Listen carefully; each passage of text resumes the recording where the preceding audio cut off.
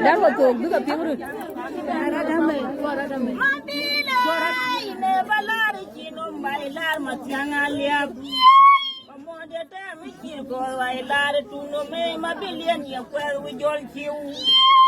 Ajel men mun bor jamlan dem yor ngati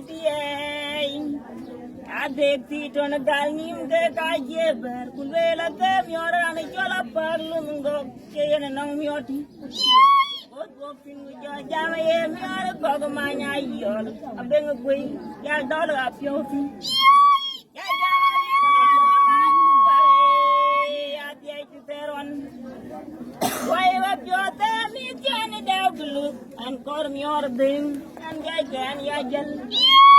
Why up your knee can come on yell and call me your thing and I can yell.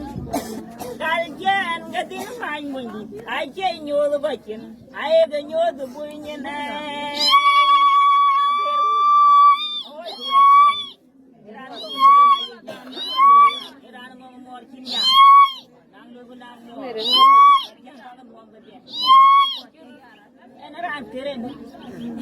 Saya rincar dari jorok beka kau nak tanya ian. Anu bang balik. Kalau kau kerja, mana tinggi kiai kir. Anu tinggi nyicak. Ini kau tinggi jar kau jar aja kau ini.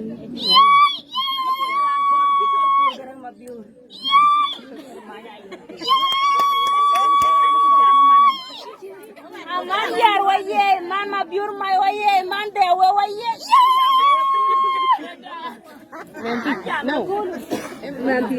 Jangan. Apa ini terus butuh? Bayuan. Ini kapur uang panas jual bangun dah barang. Ini bangun lagi. Ini ke uni jar bangun tu terus. Una lipen tu terus. Ini kapur uang tu mana ni ambil dai. Ini cale je. Kita dia kalau ingin beli tu kakak. Uang mana ni? Uang cek daya daya ni. Uang cek daya ni lah. Jangan ni cek ni.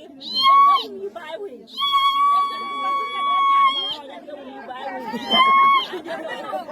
Ada jual yang ya, ada ada buat dia. Ada sama pun cek. Ada yang dengan ada cepat pun.